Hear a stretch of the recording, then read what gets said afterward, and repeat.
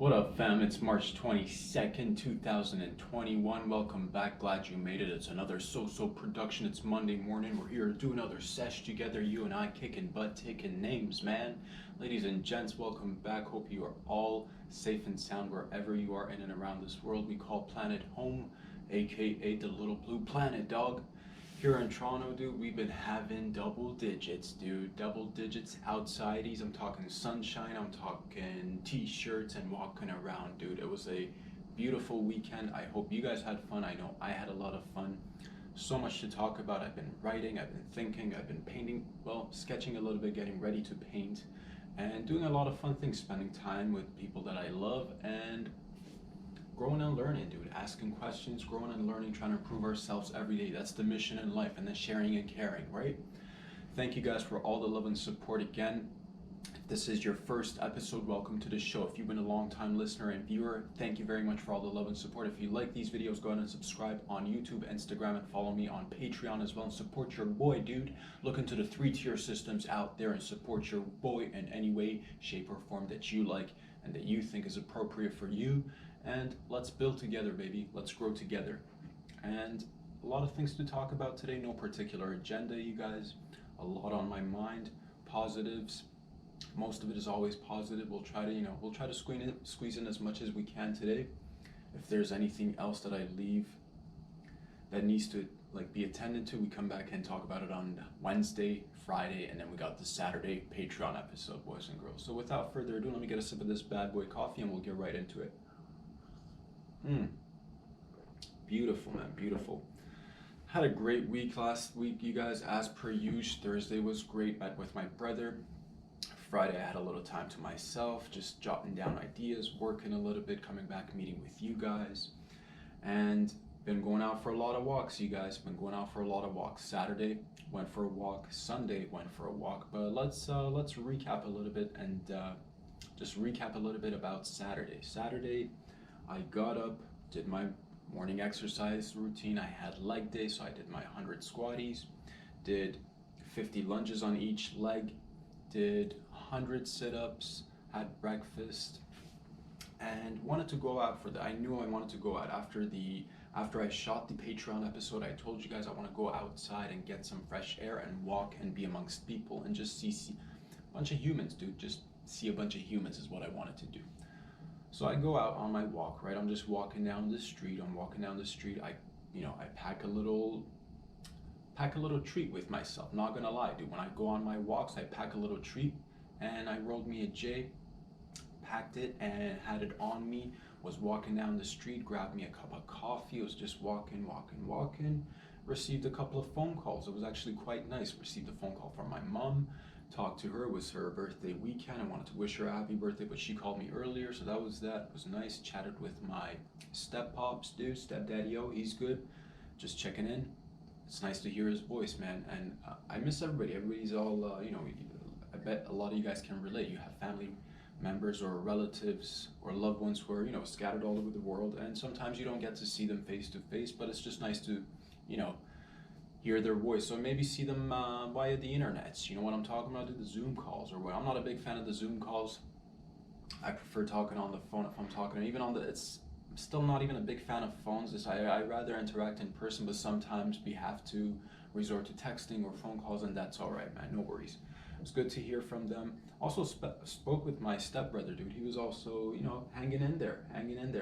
Everybody's there in the UK. They're under lockdown, just, swapping little stories, but it's similar vibes, kind of, all around the world, right? We've all been in this limbo state for about a year now, moving on.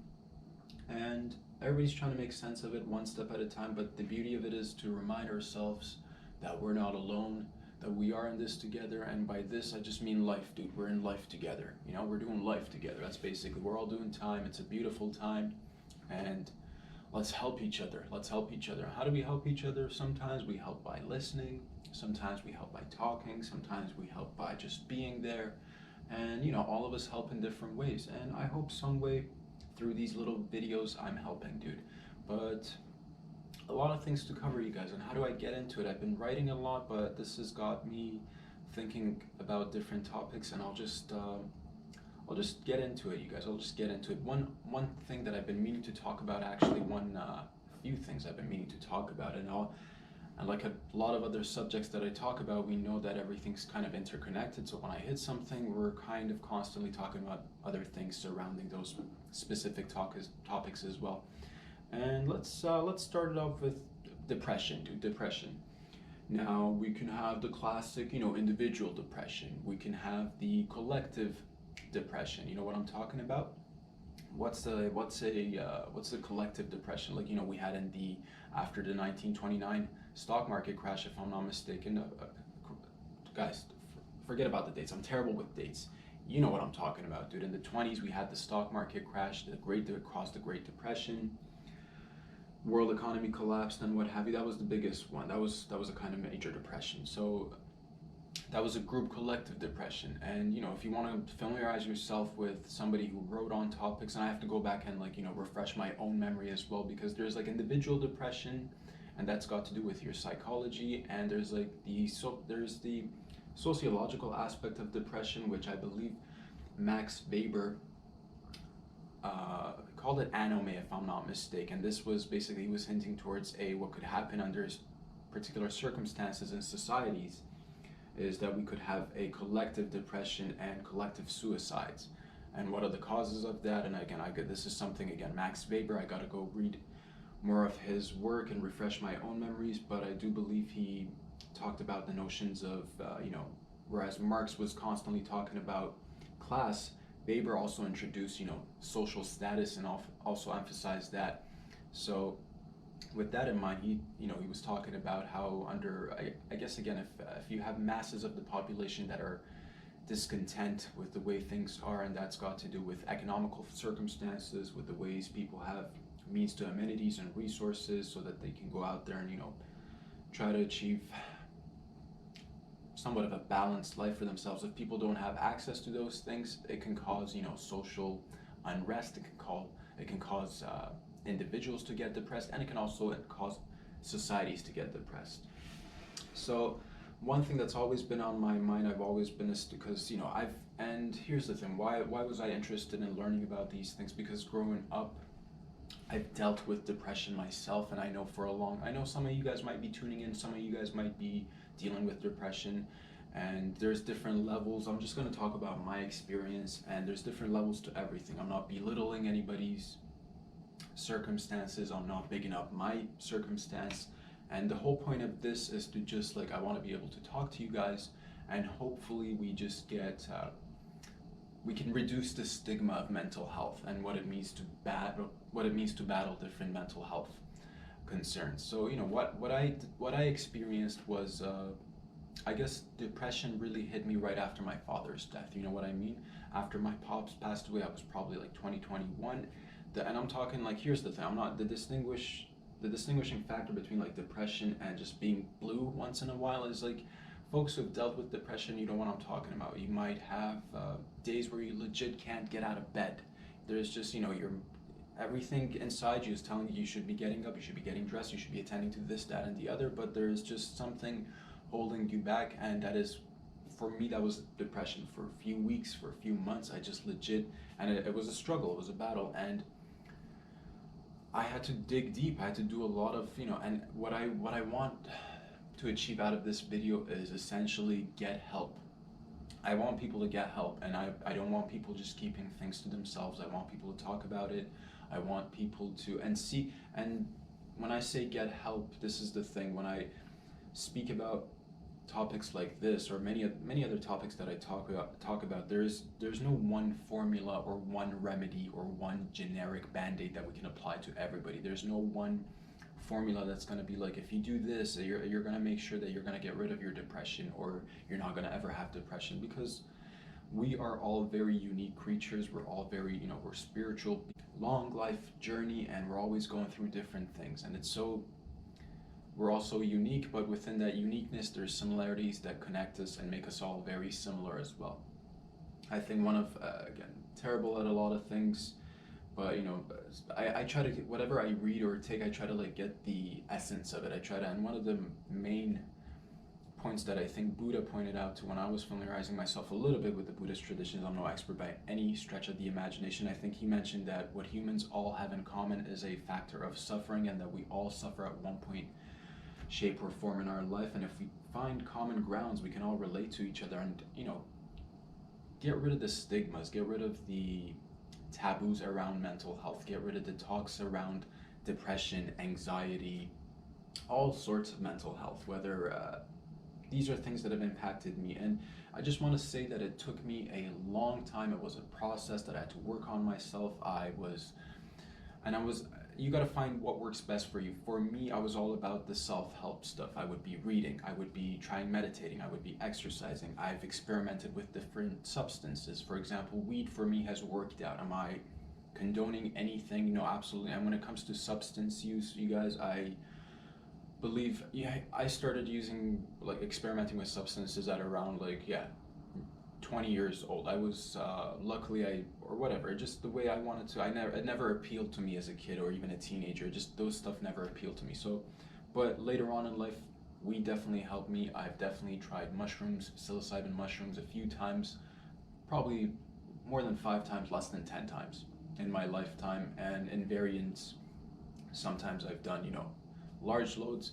Sometimes I've done, microdoses, and they've both been a learning experience. And growing experience. But the point that I'm trying to make is that I noticed there was something wrong. I noticed that there is something, and here's the thing: what can happen if you let depression go on, or if you just pretend it's not there? Just like any ailment, if you let it go, it's just gonna get worse. So this can lead to many, many things, suicidal thoughts. And did I have suicidal thoughts? Not on a consistent basis, but did I ever think about it? At least once in my life, I could admit that. At least once in my life, and luckily I've never acted upon it. But that's the thing. I've had family members, I've had friends.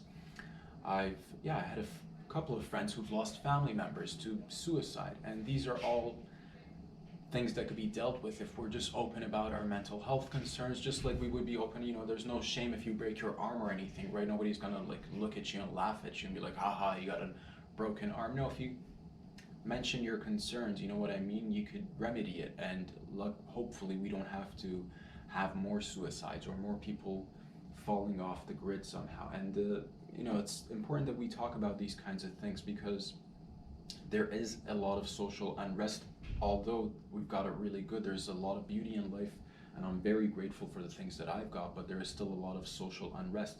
For example, as I was going out for my walk on Saturday, I started walking down, right? I told you before, I packed a little J, had my box of smokes with me, grabbed me a cup of coffee, had my headphones on, listening to good music, walking down the streets, receiving a couple of phone calls from family members, until I got halfway through my destination on Yonge Street. It was probably around, maybe close to Yonge and Bloor, I want to say, maybe a little bit further up north. But essentially, thousands of Canadians, thousands of Torontonians had gathered on Yonge Street, and they were just marching down Yonge Street, protesting against the anti-lockdowns and anti-mask laws that have been implemented for about a year now. And I wanted to talk about this because, again, these are all interconnected. I'm like, this takes a lot. If people are, people don't just get up and go protest in the thousands, guys.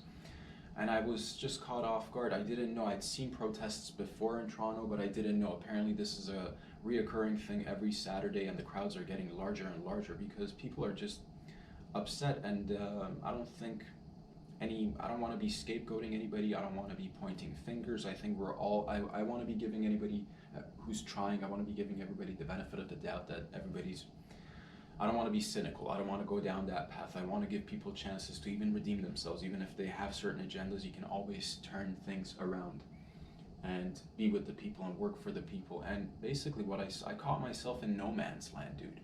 Caught myself in no man's land because that morning, I was talking about notions of freedom, notions of individuality, notions of, man, I want to be living my life, and nobody can tell me how to live my life. You can't tell me what to wear, what to say, what to think, what to put in my body, what not to put in my body, and these are all important to me.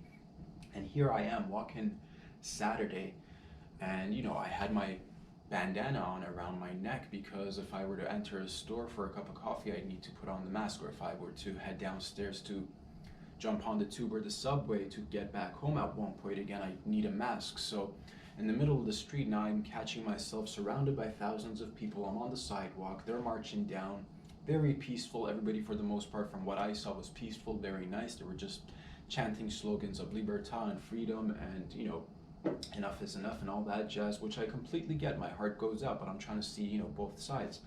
And there is a small portion of the population that's walking on the sidewalk. They've got their masks on. Some of them do, some of them don't. Like myself, I had mine around my neck, ready to go if I need it. The guys in the middle were yelling and chanting, "Take off your mask, take off," not specifically to me, but anybody who had it on. And I caught myself in no man's land. I'm like, where do I belong? Where am I? I'm trying to be with the people. I had no intention of joining I'm not a big fan of, I do my part in my way. And if you want to peacefully protest, that's your thing. If you don't want to protest, that's your, everybody should, do whatever you can. And I'm doing my best to make sense of things. I don't want to ever get into a group, because then for me, it'll just create another us versus them, where I think it's just all of us in this together. And I was trying to make sense of it. So I'm looking to my right as I'm walking down. I even recorded a little bit of it, but I'm not going to post it. It's just like, I'll tell you what it was. It was definitely thousands of people marching together, maskless, and good for them, because there's a part of me that definitely believes in human rights and freedoms and notions of individuality. And I think a big portion of this is being lobbied and pushed on us by big pharma. 100%, dude. And that's just one example of it.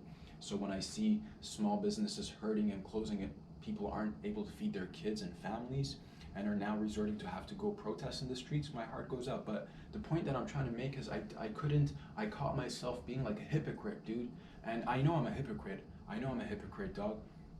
But this was one of those moments where I'm like, man, we need to like step up and fight for freedom somehow. And then I'm like, I can be maskless and even join these guys for a few steps and even talk about it with you guys, but like, where am I in this situation? Am I now the subject? Am I now the object? What am I participating in? It felt really awkward, because I wasn't particularly in the middle of the street walking with these guys, but my heart, my soul, my human spirit was with them. But I also felt for the people, if there was a few elderly people walking on the streets with a mask on, I also felt for them. So and I also felt for myself, because dude, I completely get you. When I'm out in the streets, your boy's not wearing a mask. When I enter a store, if that's what we've come to agree to, sure. But I mean, that's the thing I think here's the thing, with the masking thing, I think it's ridiculous. I don't believe in it. I'm not gonna go do anything crazy. You'll never see me fighting with anybody over how they should be wearing a mask, how they shouldn't be wearing a mask. But it got me to think, this is a large portion of the population showing discontent and a sign of depression. That we're not going anywhere, that we've had enough, that we need our rights to be, treated fairly, and we need our rights back, and we need a lot more as well. That's the thing. And a lot of things are interconnected, right? A lot of things are interconnected. I just don't want anybody to feel like they're alone, because I know there was a period in my time and that's the thing, hopefully from this you'll get a chance to feel free to talk about your mental health concerns as well, because I know I'm open about mine. I want my friends, I want my loved ones to all be open about theirs, and there's no stigma, there's no shame, as long as you're doing something about it, as long as somebody may be in need of, what do you call it? Geez Louise, somebody may be in need of therapy, somebody may be in need of some sort of medication, somebody may be needing exercise regimen, somebody may be needing everybody needs something. If you've had sort of thing to deal with, and and it's different for everybody.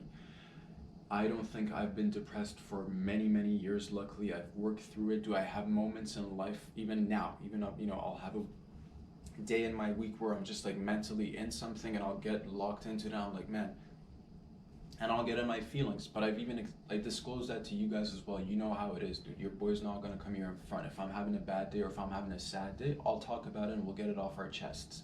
But for the most part, I think I've got a good handle on it. Will it come back later in the future? Maybe. I think I've got a great handle on it. I think I'm constantly working on it. Am I going to have challenges? Of course. And that's the thing. You need to prepare yourself in life essentially for challenges, dude.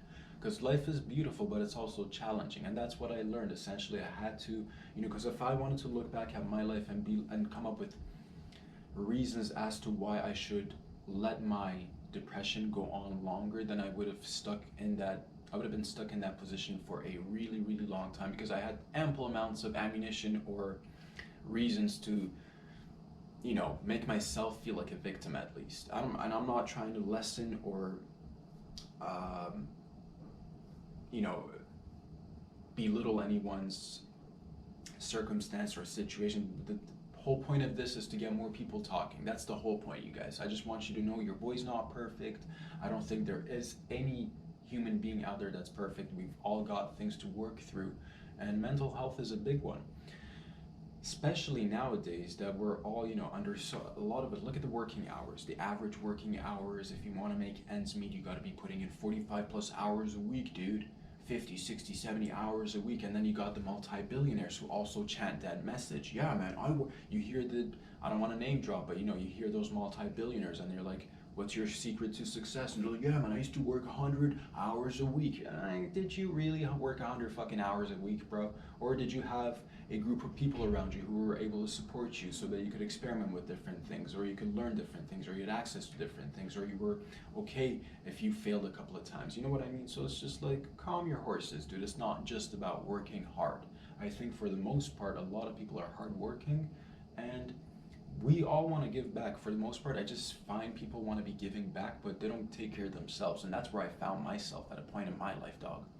I found myself, because I like to give and I like to care for people. I'm a loving person. Those are my just natural instincts. You know what I mean?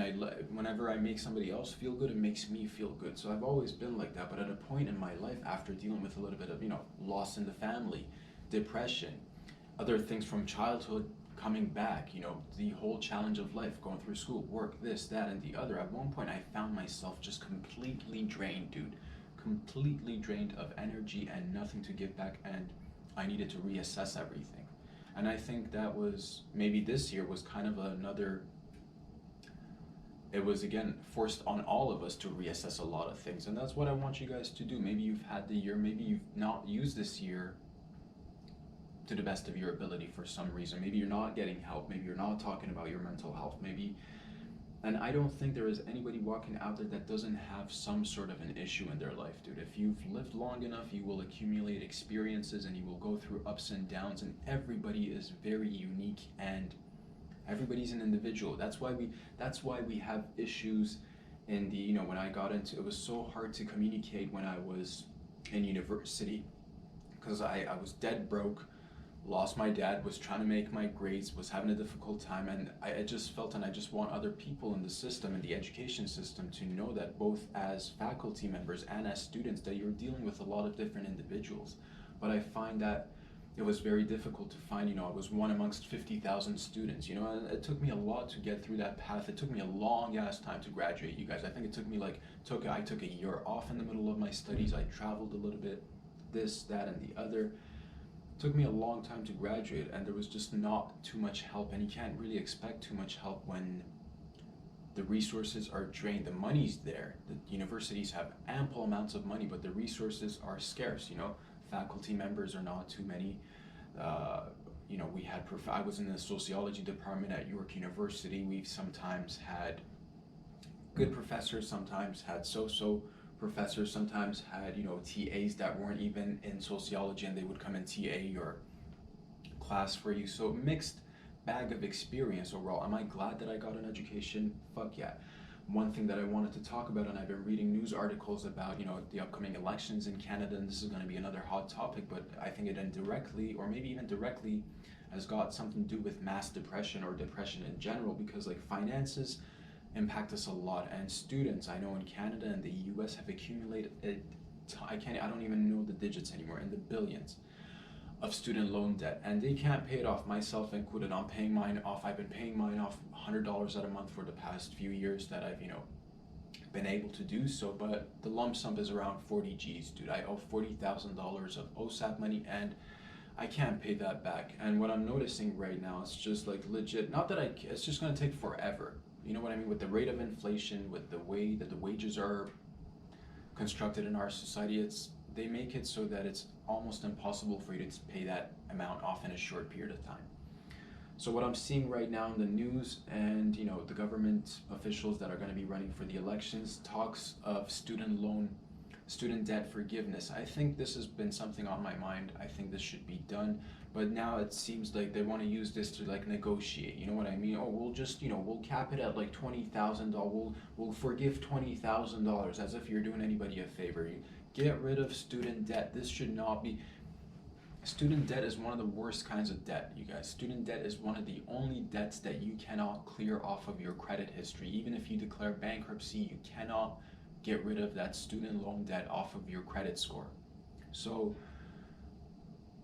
how do I feel about education? I love education. What I didn't like about it is when I was 18, 19, entering university, 20, not having that knowledge of finance and not having any knowledge about how money works. I was not informed about the facts of, nobody sat down and broke down the loan payments and how a loan works and what is interest.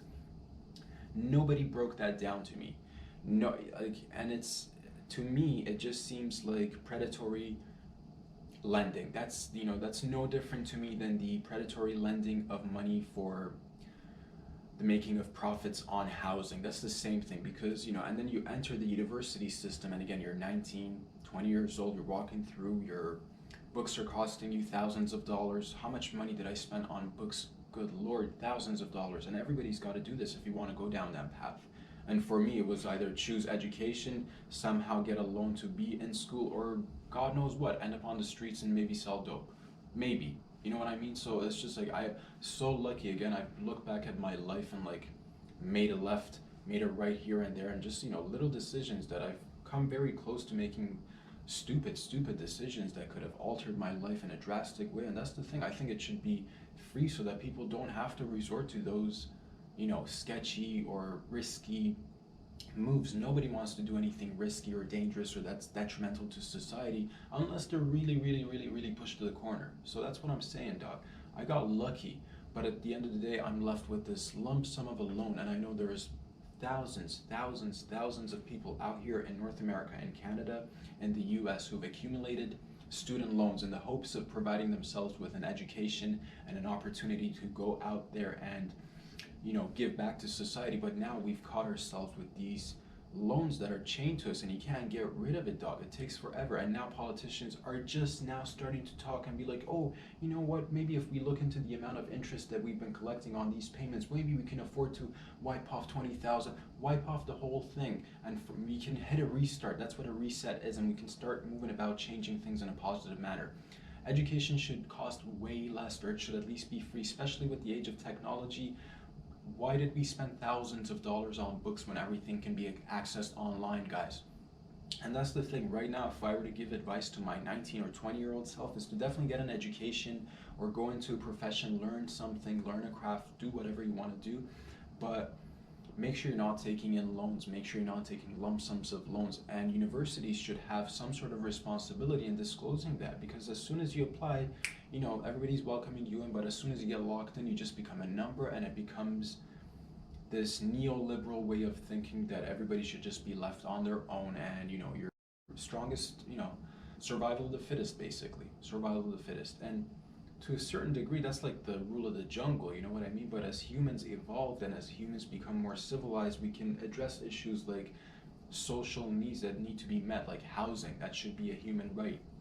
Access to free education, or adequately affordable education, not $40,000, not $100,000 or anything higher than that. I mean, good Lord, if I wanted to, I've got friends who've gone after their PhDs or masters and have accumulated debts close to $100,000 or more. I'm like, how are these people going to make this back? You know what I mean? And it's ridiculous. So those are the things that I see, and I'm like, and Saturday just hit me, and I'm just catching myself in this like no man's land. I'm like, man, my heart goes out. I'm definitely not going to be wearing a mask when I'm outside.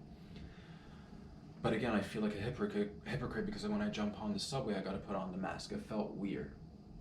And at the end of the day, I think we should all just be, again, I've said this before, I've said it a million times, my heart goes out to the people.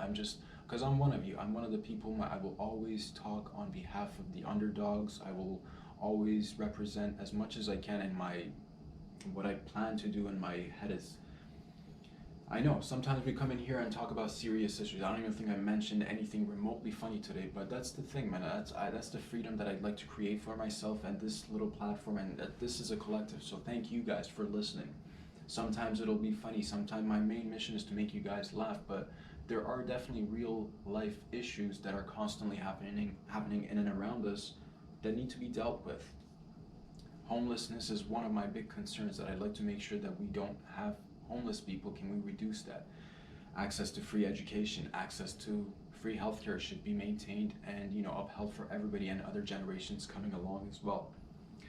Access to building wealth and abundance and prosperity should be given to everybody. Everybody should have access to make themselves better, and just that's the way we can all give back. If you keep crushing people, or if you keep stepping on people, or if you keep squeezing people, then that just creates a society of hungry people, and it makes for a dog-eat-dog world, and we don't want that because it's not beneficial for us as a species, and it's not wise. So let's just adapt a win-win-win mentality where everybody's winning, and do things that actually make sense. Don't bring up excuses like budgets and money, because we all know what a sham money is. We all know how it's produced. We all know that it's just being printed out. We know that it's all arbitrary. We know that it's all subjective. So please don't get stuck on numbers and digits and politicians when you wear those nice fancy suits, getting in there, promising people $20,000 off of their student loans in the hopes of getting some votes. Dude, where were you? Like, I want people who, we're the people who are chanting for these things from the get-go without anything in return, dude. I want those guys. You know what I mean? Why isn't it, let's make everybody's debts go away? Why don't we do that? Why do we always bail out the big industries, the multi-conglomerates, multinational companies out there who control a lot of produce and products and just everything? And little by little, you and I are gonna just, this is the way to do it. I don't know, there's got to be a balance. There's got to be, I don't want to get rid of large companies because that's really cool that they provide us with a lot of services. At the same time, I think they should be taxed a hell of a lot more, and we should be using those taxes and revenues to fund our social services like healthcare, like education, like housing, like the fire department, like policing, like, you know what I mean? So these things can all be afforded. It's just, how are we getting funded? Where's our funding going to? And it's just a lot of mismanagement. So please, if anybody's listening out there, I want you to just get your and it's not easy. We're in it, we're taking, and change doesn't come overnight. And that's what I want to say. Be patient with yourselves, be patient with your boy. Let's work on this together. We can actually make changes. And again, like the people on the streets, man, my heart goes out, and I felt like I was a part of you, even though I wasn't walking with you. I was on the sidewalks. I was trying to take it in. But apparently this is happening every Saturday. And yeah, are people tired of being locked up and masked up? 100%. Do people feel like they're being manipulated and the media is using them like pawns? 100%. Do I think that we need the support of the government to start going back to somewhat of a normalcy, or creating a new normalcy? Absolutely. That's why I want to be hearing more talks about budgets. I want to be hearing more talks about what we're going to be doing to the education system, because the old archaic way is no longer suitable.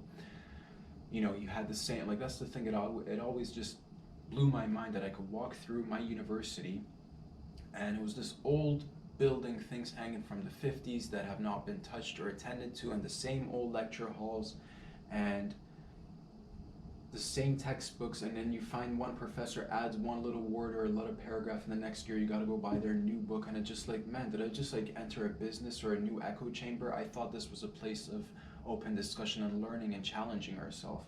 And then you find that no, that's not the case. The universities are actually kind of made to formulate another echo chamber, and they just have their own agenda, and they just feed into that, and you either agree with the professors to get your marks and grades, or if you don't, if you have questions, if you talk out, most likely you're not going to be ending up with the grades that are high enough to get you to those master's or doctorate's degree. And to me, it was just a matter of, I wanted to finish an education because it was kind of like, it was important to my mom and dad, essentially, when I was growing up.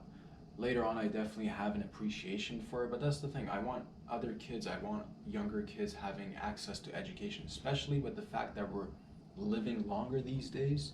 I think people should take their time getting educated or going into the workforce and learning a new trade, learning a new craft, doing things that are actually beneficial for them.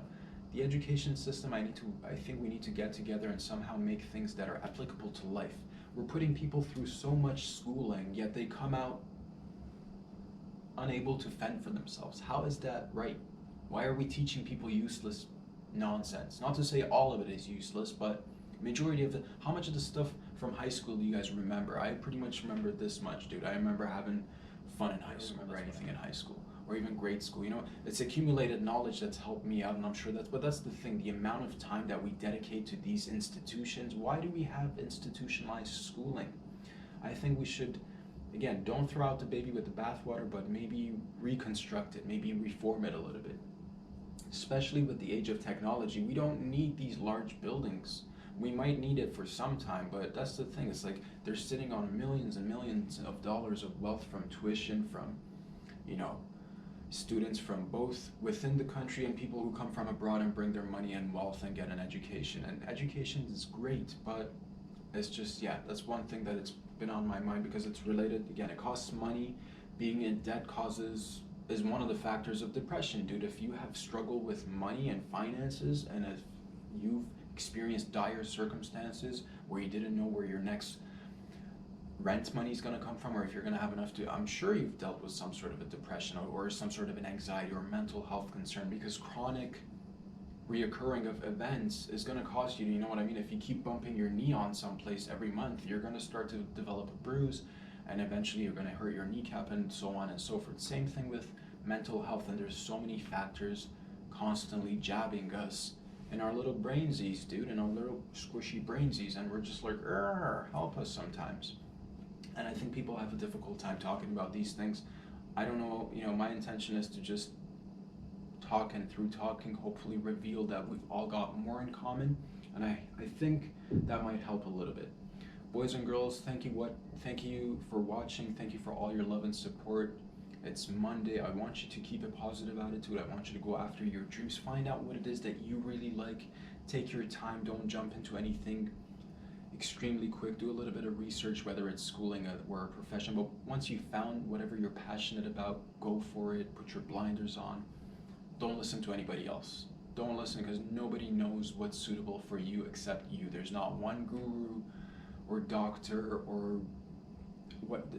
There's people that you can get assistance from, but there's only one person that can tell you how to live your life, and that is you, my friend.